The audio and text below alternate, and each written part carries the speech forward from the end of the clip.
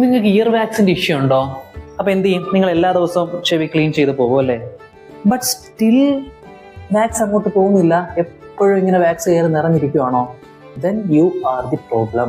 Year വാക്സിന്റെ issue ഉണ്ടെങ്കിൽ ഇത് എല്ലാ ദിവസവും ഇങ്ങനെ ക്ലീൻ ചെയ്ത് പോവാണെന്നുണ്ടെങ്കിൽ അത് മാറി കിട്ടുമെന്നാണോ നിങ്ങളുടെ വിചാരം? നിങ്ങൾ എത്രത്തോളം ഇത് ക്ലീൻ ചെയ്യാൻ നോക്കുന്നോ വാക്സ് അത്രത്തോളം കൂടി വരത്തേ ഉള്ളൂ. അതെങ്ങനെ? നമ്മുടെ ചെവിക്കകത്തെ ഇയർ വാക്സ് പ്രൊഡ്യൂസ് ചെയ്യാൻ വേണ്ടിയിട്ട് കുഞ്ഞു കുഞ്ഞു കുഞ്ഞു ഗ്ലാൻഡുകളുണ്ട്. നിങ്ങൾ ഈ എല്ലാ ദിവസവും ഈ കുളിച്ചിട്ട് വന്നിട്ട് ബഡ്സ് ഇട്ട ചെവി അങ്ങോട്ട് ക്ലീൻ ചെയ്യണം, അല്ലെങ്കിൽ തോർത്ത് ഇങ്ങനെ ചുരുട്ടിയിട്ട് അകത്തോട്ട് ഇങ്ങനെ ഇട്ടിട്ട് അല്ലെങ്കിൽ ഇങ്ങനെ ആക്കുമല്ലേ, അല്ലെങ്കിൽ പിന്നാണെങ്കിൽ ഇങ്ങനെ കറക്കിയിട്ട് അങ്ങനെ ഇട്ട് ക്ലീൻ ചെയ്യുമ്പോൾ ചെവി എന്ത് വിചാരിക്കും? ഓ, എന്തോ പുറത്തുനിന്നൊരു എക്സ്റ്റേണൽ സാധനം ചെവിക്ക് അകത്തോട്ട് വന്നിട്ടുണ്ട്, വി ആർ അണ്ടർ അറ്റാക്ക്. അതിന് എഗെയിൻസ്റ്റ് ആയിട്ട് വീണ്ടും ആസ് എ പ്രൊട്ടക്റ്റീവ് മെക്കാനിസം നമ്മൾ വീണ്ടും വാക്സ് പ്രൊഡ്യൂസ് ചെയ്യണം എന്ന് നമ്മുടെ ചെവിക്കകത്തുള്ള ഗ്ലാൻസ് വിചാരിക്കും.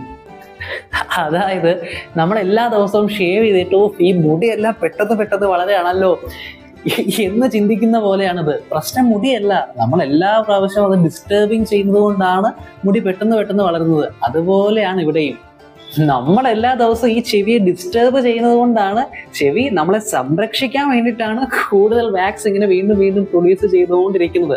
നമ്മൾ എത്രത്തോളം ഡിസ്റ്റർബ് ചെയ്യുന്നു അത്രത്തോളം വാക്സ് പ്രൊഡക്ഷൻ കൂടിക്കൊണ്ടേയിരിക്കും.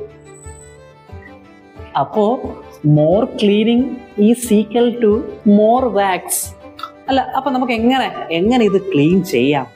ഞാൻ audiologist Nikhil Sajeev. Stay tuned to know more, to know better. Stay healthy. Okay. Bye.